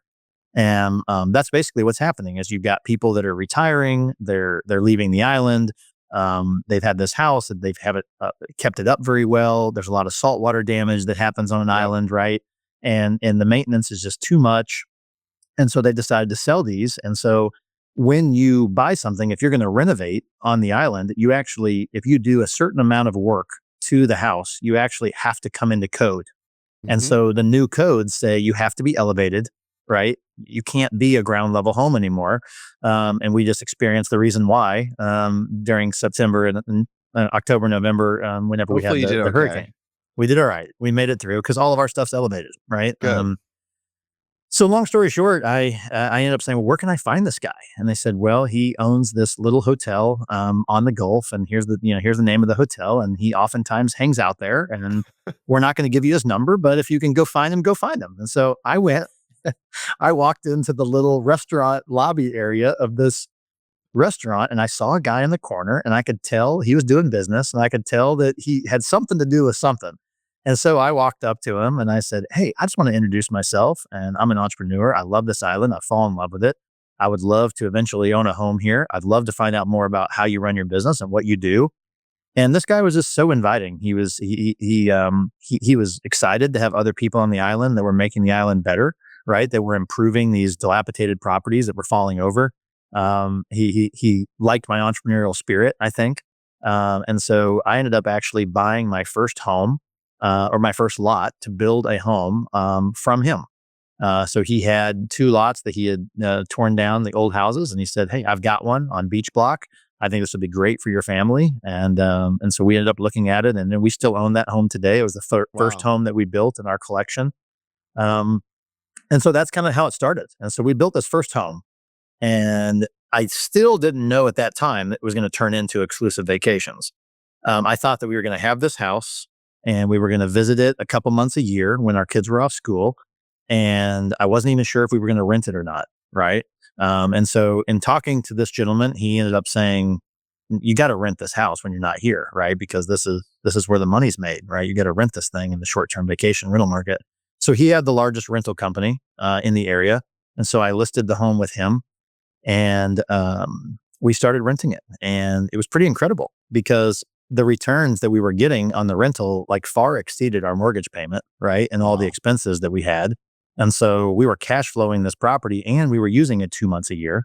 And so I was like, wait a second, this is pretty You own good. it I for went, free. yeah, I basically am owning this thing for free and it's amazing. And we have this beautiful beach house. And I said, there's got to be an opportunity to scale this. Once again, back to our other conversation. It's like half of the ability to scale your business, half of it is recognizing the opportunity that there is something to scale. And so in that moment, I knew that that was scalable and I could do that more. And so I ended up looking for lots, really understanding the market. I had built a great relationship with our builder that had built our house. And so he's been a great partner of ours in building these homes. And I took a little bit different approach. I just said, you know what, we could build a run of the mill house, or we could build really special houses. And we could build houses that are different than what the rest of these houses are. Because at the end of the day, there's a lot of vacation rentals on that island. And so I didn't want to get stuck in that middle grouping of homes that a lot of Yep. people could put out there, a lot of inventory in that grouping. I wanted to be in a different category of home. So we did that. What are some examples of the things that you did in order to get into the upper category? So like our first house, I mean, the first thing is that I think design is extremely important, right? I mean, you can feel it when you walk into a hotel, right? A hotel that's Absolutely. been designed well, it feels right, it feels inviting, it feels well curated. So we said, you know what, we're not going to go to Hobby Lobby and buy signs that say, beach this way, right? Um, we are going to actually invest in, real designers that do a great job. And there's nothing against that if your house has that in it. I'm sorry. But we said we're going to actually make these like legitimate designed homes that would look like they came out of a magazine, right? Yep. So from the furnishings to the paint colors to the cabinets to the appliances, everything we are going to do really high end. So we started there with really high end, and then with the architecture, we started saying, okay, what could we do? And so I started looking at the roofs of these houses, and everybody had these like pitched roofs, and I mean, the elevation was kind of nice, I suppose. But there was all this unused, area that could be used for something cool that was being used as a pitched roof. And I was like, what if we made flat roofs in some of the areas of the homes? And what if we added amenities to these? And so the first home that we did, we added on the very top. So on the very top of the third floor, with panoramic Gulf views, we put about a 10-foot fire pit table, with seating around it, on the very top. And then on the second floor, we had another flat roof there, and we put a putting green, actually on the roof, Wow. with three holes for putting. And then we put like a seating area, like a lounge seating area with a television. And we were the only place on the island where you could putt on a roof of a house.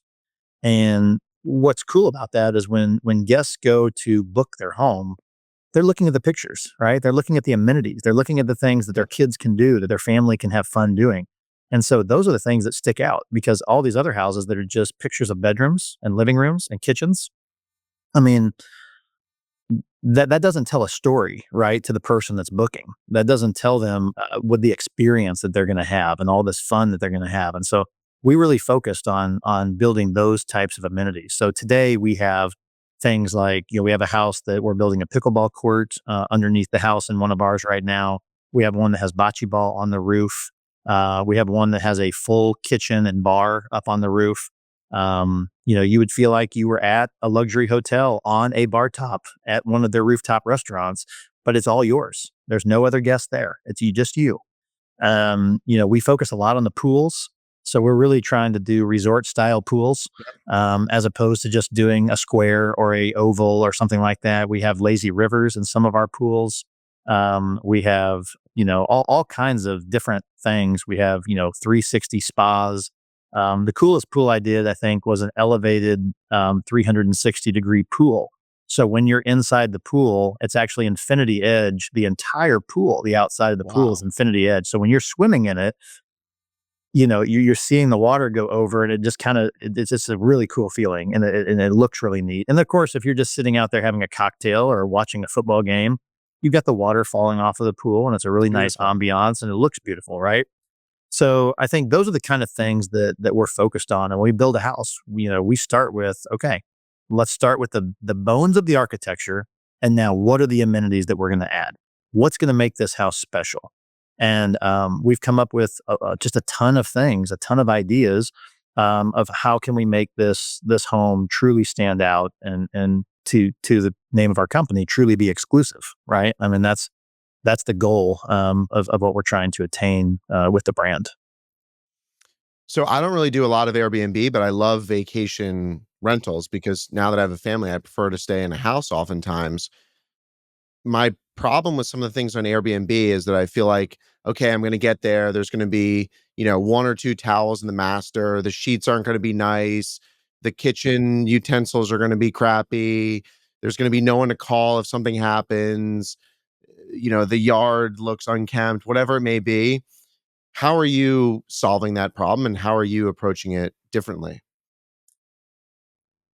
What you just described is basically the basis of building exclusive vacations, right? I think every good business is built off of solving a problem, and I think there is a big problem at the high end of vacation rental business, and I have a huge level of respect for the hotel business and what they've been able to accomplish in the way they're able to provide amenities and treat their guests at a five-star level, right? So if you think about these brands that are elevating things, that are known for that just unrivaled level of hospitality, um, they have an environment that they can control, right? And they're very intentional about everything that they do, from the time they say Yep. hello to you, to the way that their staff interacts throughout your stay, to the quality of your linens in your room, everything, right? Everything. And there's so much consistency that comes with those brands. So if my wife wants to go on vacation, She has a particular hotel brand that she loves, and she's very loyal to this hotel brand because Yep. she knows that she's going to get a really high level of service. The rooms are going to be nice. The pillows are going to be comfortable, right? She knows all the way down to, this is going to sound crazy, all the way down to she has a certain smoothie that she loves in the morning. It's not on the menu anywhere, right? But she knows that this particular chain is going to have the protein powder that she Yep. wants to add to this smoothie.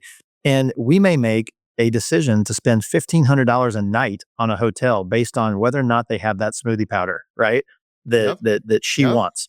And so that's sort of how granular it gets at the luxury level, right? Of being able to meet these customers' needs. And so out of that respect for what I found from the hotel industry, I felt like there's got to be a better way that VRBOs that we can take the 5-star hotel experience for examples like you gave, Jake, where it doesn't maybe make sense to do a hotel, or you go to a place like Anna Maria where there isn't a 5-star hotel to go Right. to.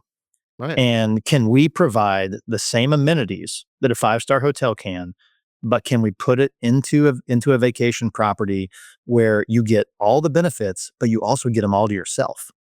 And that's one thing that I think we have a little bit of advantage even over the hotels, is the fact that even if you're at this amazing pool at this 5-star hotel, you're still sharing it with everybody else at the Yep. hotel, right? Yep. And so when you go into one of our backyards of an exclusive vacations home and everything is landscaped perfectly and everything is set up just for you and you have everything that you would want, right? Now the pool might not be quite as big, right? But you still have all the amenities, right, that are there that you would have at a hotel. Um, and so that's really the crux of what we've built. And so we've gone through and we have looked and learned from the 5-star brands. And we've said, all right, we are going to create a standard that all of our guests can know. Any exclusive house they go into, they're going to know that they're not going to have to work once they get there, right? Because I don't know if you remember the old Steak and Shake commercials where Yep. they came up with that thing where it's like, this is not a workaround, I think is what they said. I Yep. feel the same way kind of about VRBOs. It's like you kind of have to work a little bit when you go to a VRBO, right? You got to go to the grocery store, right? You've got to they give you, one little tab for the dishwasher, and once you Right. run One one roll of thing of toilet dishes, paper. one roll of toilet paper, you're done, right? Right. You can tell the pillows are cheap and not very nice, and the linens are not going to be super high quality. And so we basically just changed all of that within our brand. And so we have high end linens on all of our beds. We have robes with our branding. When you walk into the master bedroom, you're going to get it just like you would get at a 5-star hotel. We're going to have all of the stuff that you need, your toilet papers and your all the different toiletries and shampoos, and all of those things are upgraded, and there's enough for your entire stay, so you don't have to go shop for that stuff, right? Yep. Your dishwasher pods, your And detergents for people will your pay for laundry. that. Absolutely. And even down to the groceries. Now, we don't include your groceries with your stay, but we have a concierge service that will call you ahead of time and say, "Hey, would you like for us to have all your groceries in your kitchen when you arrive? And if so, here's a link. Click on the stuff that you want. We'll shop for you. We'll have it all in your refrigerator, all in your pantry. If you want a meal delivered to your house, you scan a QR code when you're there. It brings up all the restaurants in town that will deliver, and we'll deliver the food directly to your door. If you want the best pizza on the island, if you want, the best seafood delivered to your house, if you want to take it up a step and you want to do a private chef, our concierge can have a private chef come and do a meal for you, connect you with fishing trips or dolphin excursions or all the different things that you want to do. Um, and we're trying to have all those little touches that matter, right? So like one of the things we're working on right now is how do we welcome our guests into an exclusive vacations home, and so we just ordered a big order of branded stuffed animals. Yep. So we've got like a dolphin, we've got a manatee, and so for anyone we know who's coming, because our concierge team knows that. So any guests of a certain age, right? There's going to be a stuffed animal waiting for them there. And we tested this by just buying not branded stuffed animal, but just buying some stuffed animals and putting them out there and seeing would this work. And like we had parents texting us pictures to the concierge of their kid snuggling the dolphin at night in the bed the entire 7 days of their trip in the VRBO, right? Like it made that big of an impact on them that it was a $10 stuffed animal, right? They paid 15 or $20,000 for the week to stay at this at this home, and it But was the that's ten what they dollar remember. That's what they remembered. And the reason is because it was a level of hospitality that just frankly doesn't exist right now within the Mhm. short-term vacation rental market. And so, what our hope is that we're going to be able to create a brand that people can trust within the short-term vacation market. And right now we're only in Anna Maria, but once again, to the point of scale, this last year has been all about testing. So this last year we were able to get our amenities in, and we were able to do that. The other thing is, I forgot this on amenities. We look at each location and we say, okay, for right now, we're on an island. What's important on an island to have included in the home? So what we decided on right now is we provide a brand new 6-seater electric golf cart, Golf cart. because that's the way you get around the island, right? And Yep. so everyone's spending $1,000, $1,500 a week to rent this. They have to have another vendor. They have to do all this stuff. No, ours is included in the house, right? Now we're charging more for our house because of that, right? But people don't care. People who are at that level of purchasing, they just want it included. They just want to know it's Yep. there, right? Yep. We include beach bikes. So the beach bikes are sitting in there. And then we include these really nice luxury beach chairs and umbrellas, which are quite a bit nicer than what most of the other rentals on the island are putting out there, for chairs. And we're maintaining this stuff, right? Like we have a staff that's going in, cleaning it, maintaining it, making sure that every time someone comes in, the chairs are clean and the sand is out of the sand is off of the golf cart and things like that. So I think that has been something that's been really great for us. But this test market was this last year. So we put all this stuff in place and we said, is it going to work? Because we've invested all this money, all this time, all this energy. Guess what? It's not cheap to put these amenities Nope. on a roof, right? Like Yep. we're spending hundreds and hundreds and hundreds of thousands of dollars more than we would on another house, right? Because we're putting these amenities in. And so once again, we take the risk, right? Nobody's going to know unless somebody does it. And so we did it. And the return, we just got our numbers back from Key Data and Air DNA from last year. So with our hurricane in 2024, we so for occupancy, paid occupancy, we outpaced the Anna Maria market by 20%. So we had 20% higher market than all other 3 to 10 bedroom homes on the island. And that would be one thing if our prices were low, right? And so then the next thing you want to look at is what is your revenue? What is your nightly revenue average, right? And so looking at that, we were actually 220% higher than the average rate on the island. So Wow. to be 20% higher occupancy, 220% higher revenue per night. And then the third KPI that we track is revenue per bedroom, or the RevPAR. And so that one I thought was extremely good for us. We were 440% higher than the market on our revenue per bedroom. And so I think what that tells us is our thesis is working. And Yep. so when we talk, then there's still things we want to tweak and there's still things we want to improve, and we're still learning and we're still gaining guest feedback, right? On what is it that's important to them. But ultimately we have found that building a better house, building a house with more amenities, right? Making sure we are hyper focused on hospitality, making those phone calls before people arrive, finding out about their family, becoming friends with them before they arrive, making them feel like we're being helpful, right? Booking their vacation, making it as easy as possible on them, having groceries delivered, having all these things done for them, making sure that they have the best restaurant recommendations and that we tell them all the inside secrets of being a local, right?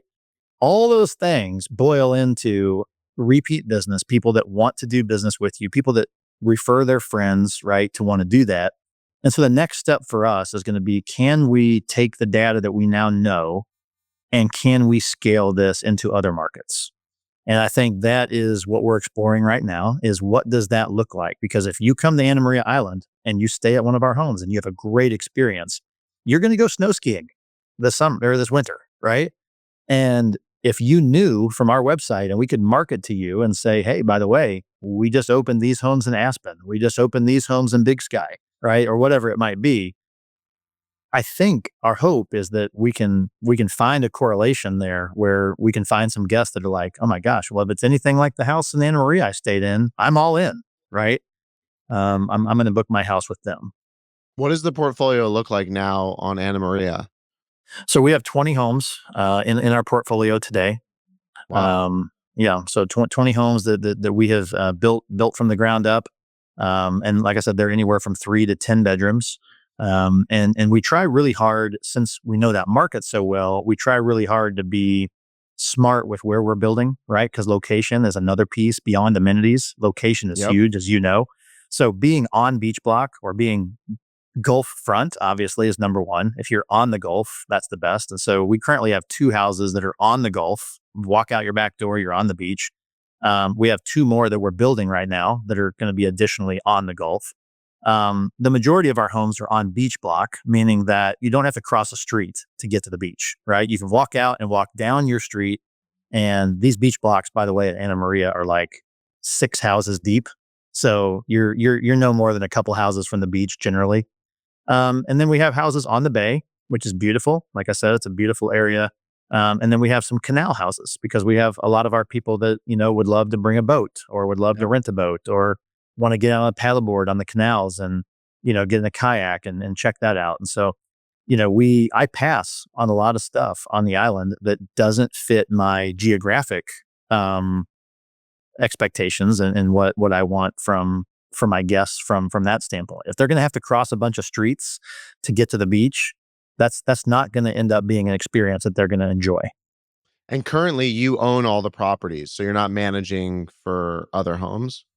That's right. So my business partner and I in this, we own all of the properties that are inside the portfolio, and the reason why we did that was we didn't want to experiment with other people's money. We didn't want to experiment with other people's possessions, right? We wanted to get this right with our own because I can forgive myself a lot easier than I can forgive myself for messing something up for somebody else. And the good news is we haven't messed it up; it's gone well. But we didn't know that coming out that it was going to turn out this way. It very easily could have been you spend millions of extra dollars and things, and your return is exactly the same as if you did nothing. And if that was the case, we didn't want that to be a homeowner that was getting that information. We want it to be us, learning that. So now that we've done that, I think that we are ready to start looking at what does it look like to bring homeowners into the fold. And to be honest with you, I think the homeowners we're interested in is going to be different than I think a lot of other management companies are interested in. And the reason I say that is because most of the homes that we would be interested in adding to our collection are going to be homes that maybe aren't even rented right now. And so there's to get a beachfront home on Anna Maria is hard because most of the people that own a beachfront home, that is their family home, right? They're there 1 month a year, 4 weeks a year, but there's no way in heck they're going to let somebody else stay in that house. And from a 100%. financial standpoint, they don't necessarily need the return, right? They're financially stable enough that they can pay that mortgage and just have it be their vacation home. I think what we found is kind of interesting is that when you have a multi-million-dollar house, there's a lot of responsibility that comes with that. And so I think where we're hoping to be able to hit with homeowners across the country when we expand this is if you have a, 5, 6, 7, $10 million asset, there's a lot of work to take care of that asset. So in addition to us being able to bring you some rental income, if we're also doing the work to do the maintenance, right, to keep Property the management. landscaping Yep. up, to be doing all the property management stuff, taking care of the pools, cleaning the filters, doing all the preventative things that they're having to do on their own, by having multiple vendors, I think there's a lot of value to that. And I think that a lot of management companies out there just aren't well versed in the really high end, right? And so you can't just replace something in a really, really high end appliance with something from the local hardware store, right? Yeah, Like, I mean, these owners are going to know that when they come in. The guests are going to know that absolutely. when they come in, right? And so the other piece is that it's kind of cool for us to add the amenities for homeowners. So like they get to use the golf cart when they're in town. They get to use the bikes, right? They get to use the beach chairs. So we think that there's a good little niche there that we think we'll hit on. And at the end of the day, I mean, the numbers speak for themselves. I mean, why would you not want 20% better occupancy and 200% better revenue, right? If you are 100%. renting your home, right? So I think those are the things. But I think for our brand to be successful, we are going to have to be really selective. And I think if we water it down and allow just any home because they want to be with us, I think that's going to be a big mistake. And so we're really committed to keeping the quality of our homes at the same standard so that, every exclusive home you go into is going to have at least a base of the same types of amenities, right? And quality. One advantage you have is you've gone very deep, and a lot of the companies that have come before you have gone very wide. So they might have like one house in Jackson Hole, one house in Aspen, one house in Miami, and there's zero scale to that. So and the other thing I think is actually very smart, whether you did it or not, but it's probably why you like being there. You basically ended up in a bubble. And I've found recently that I love bubbles.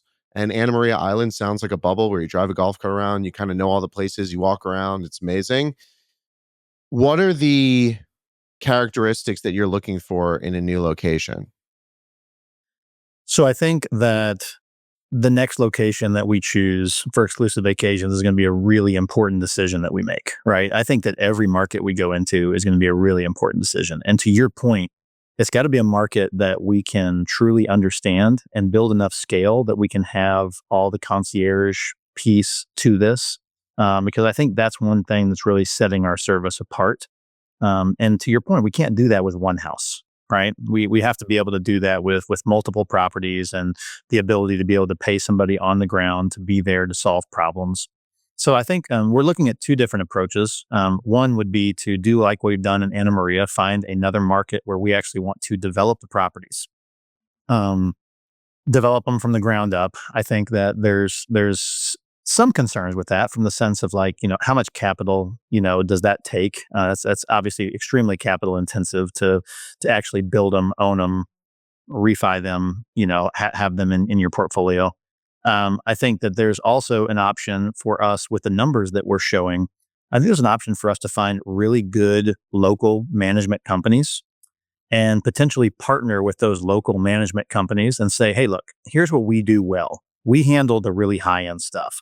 And by partnering with us, we think that you guys could actually open your portfolio. First of all, you've got 10 properties right now that would qualify for what we do.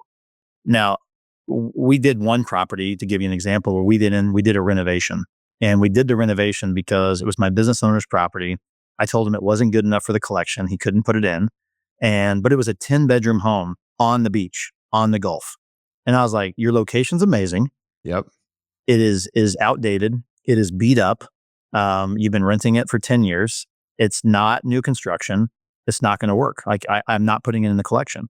And we did the most incredible transformation. He goes, how much money do you need to put this in the collection? Because he knows that his revenue is going to go up dramatically, right? For it to be an exclusive home. And so we figured it out and we went top to bottom in that house. We didn't rip it down to studs, but we painted every single wall. We changed, furniture into built-in bunk beds, right? We did 100% all new furniture, all new lighting fixtures, all new landscaping, all new pool, everything, right? And now this home is an exclusive home.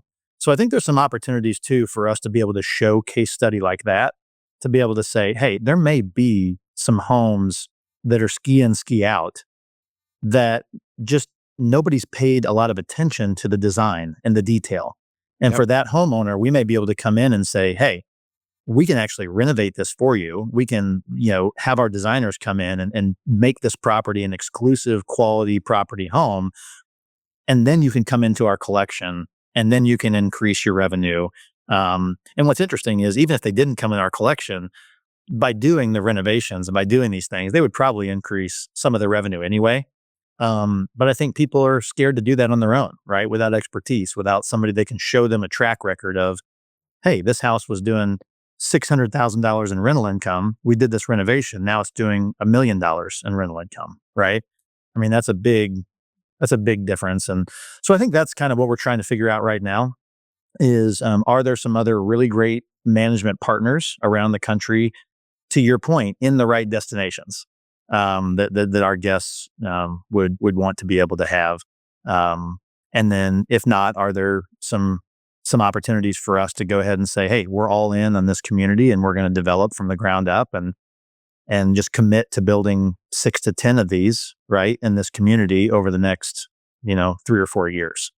So those are kind of the paths that we're looking at right now. And I'm a big believer that the doors open for a reason, and so I think that those doors will open correctly if we continue to do the right thing, if we continue to show the numbers that we're showing, if we continue to have the experience we're having, we're going to have a guest that's going to say, "Hey, just so you know, I own a house in Aspen, Yep. and I know the guy that owns the rental company, and they don't provide anything like you guys provide. Can I connect you? Because I'd love to have you do what you're doing at this house, at my house in Aspen."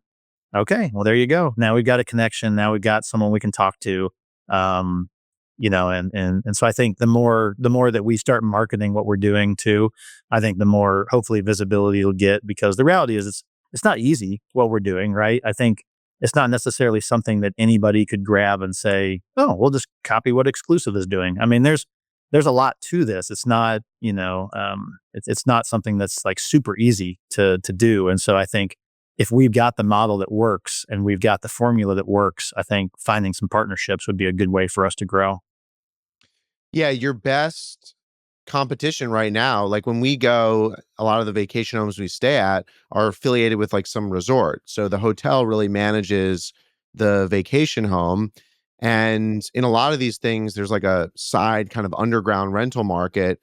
But I'm always less interested in that for the same reasons that we described. I'm like, no, I want the hotel because they're going to have the housekeeping. They're going to have all the stuff that we want. We can get the room service. It's going to be great. Have you thought in some of these markets about, potentially teaming up or getting introed in with like developers, like people building kind of multiple homes in a market and replicating kind of the strategy that you originally did, where you don't necessarily have to buy the home, but you can get into all of these homes via the developer that's selling them? Yeah, I think that would be a wonderful opportunity for us, and one that we would certainly welcome, because I think we can also provide some creativity and some things like in the development stage, right, of Yep. something to say, "Hey, here's what we know works. Here's what we think you need to be thinking about if you're going to build these, and then for them to be something we can stand behind. We're going to have these types of amenities and these types of things." We would love to have those types of conversations. And I think we're at a point now where we would be ready to have some of those. I think it's just, like anything, your business kind of just, we have a certain trajectory, right, that we're on. And I think it's just a matter of people finding out what it is that we're doing and the impact that we're making, and what a good partner we could be. I think once the market starts understanding that, I think this to me, having a partnership with someone like Exclusive Vacations, I think would almost be a de-risking element to some developers that want to go into these vacation areas. So we would love the opportunity to have those conversations. Amazing. I ask all the guests on the podcast the same closing question. Now, since you're like kind of in the hotel business, I am excited to hear your answer. And I know your wife has her favorite hotel, but what is your favorite hotel? So I think for me right now, it would be a toss up between Four Seasons and Montage. Which ones? So for Montage, we love Montage Big Sky. I don't know if you've been to Yep. that one yet. I haven't been there, but I actually just saw the montage, the father and son, Alan Firstman and Mike Firstman. They're great people. Oh, that's Built an awesome. amazing Yeah, they company. they have built an amazing company, and I think that they do some of those things that I'm just really Yep. inspired by. When we went to the Big Sky location, our kids. I've got a 12-year-old who's too cool for any of the kid stuff, right? Yeah, I've I got know. an 8-year-old, 9-year-old now, and then I have a 5-year-old. But my 9-year-old was 8 and my 5-year-old was 4 when we visited that property, and they had like a kids club where they went hiking and did crafts and did all this stuff. And I mean, my kids just loved it, and they came home with stuffed animals. To our point, they came home with badges, and they came home with all the stuff. And so I think, there's a lot of inspiring things that are happening at some of these higher end properties. So I love to visit them, just because I have so much respect for them, and also because, in some ways I've never come up with a good idea of my own, but I can certainly sniff one out when I see one. And so I'm always thinking about how can I apply these best practices that these people that are a lot smarter than me have already figured out. How can I apply those into my business? But with Four Seasons, that's a different story because they have so many more locations than like a Montage does. And so with that, we've always found it to be fun to kind of, as we travel around, to visit multiple locations. So to say I have a favorite, I don't know that I can necessarily say that.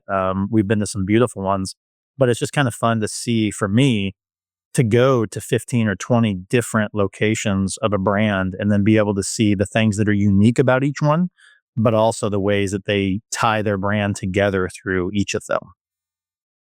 100%. It's hard to beat Four Seasons from a global luxury, always delivers every time. It's unbelievable.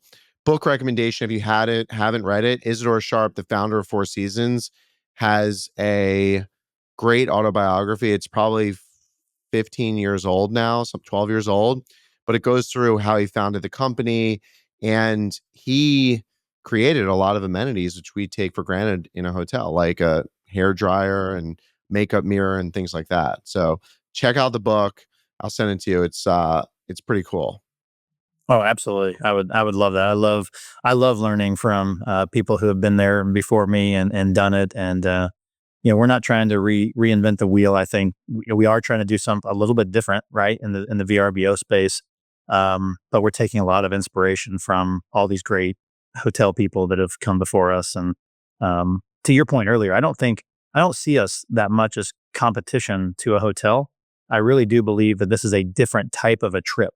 So Correct. someone like my family is a hotel family. Like, there are times where we are not going to book a VRBO. We are going to book a hotel because that makes sense for that mission on that trip. There are other times that with young kids and families, it makes more sense for us to be in a VRBO. So our hope is that we can kind of live harmoniously within this luxury ecosystem, along with some of these other, really well-recognized brands.